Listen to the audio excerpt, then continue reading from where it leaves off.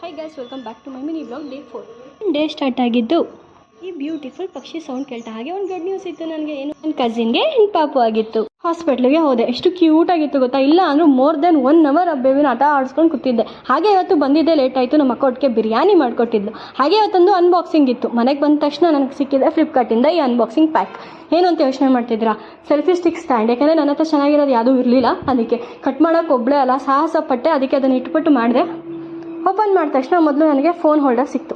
ನೋಡ್ತಾ ಇರ್ಬೋದು. ಹಾಗೆ ನನಗೂ ಇನ್ನೊಂದು ಓಪನ್ ಮಾಡಿದಾಗ ದೊಡ್ಡ ಪಾರ್ಸಲ್ ಸಿಕ್ತು, ಅಂದರೆ ಸ್ಟ್ಯಾಂಡ್ ಸಿಕ್ತು. ನೋಡ್ತಾ ಇರ್ಬೋದು.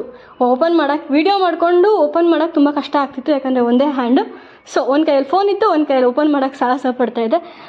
ಹೆಂಗೋ ಓಪನ್ ಆಯಿತು. ನೋಡಿ ಹೇಗಿದೆ, ಚೆನ್ನಾಗಿದೆ ಅಲ್ಲ? Okay, not bad. ನನ್ನ ಬಜೆಟ್ಗಿದೆ ಮಾಡೋಕ್ಕಾಗೋದು. ಇದು ಬಂದು ನನ್ನ ಹಳೆ ಸೆಲ್ಫಿ ಸ್ಟ್ಯಾಂಡ್. ಮೀನ್ಸ್ ನಾನು ರೀಲ್ಸ್ ಎಲ್ಲ ಮಾಡ್ತಿದ್ದು ಮೊದಲು ಇದೇ ಸ್ಟ್ಯಾಂಡಲ್ಲಿ.